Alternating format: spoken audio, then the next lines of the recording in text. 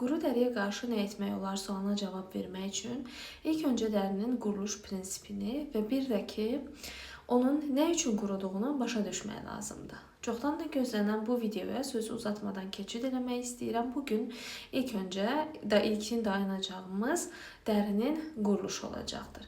Gəlin görək ki, bizim dərimizin üst qatı nələrdən təşkil olunub və həmin maddələr bizim dərimizin üst qatında nə kimi funksiya görürlər.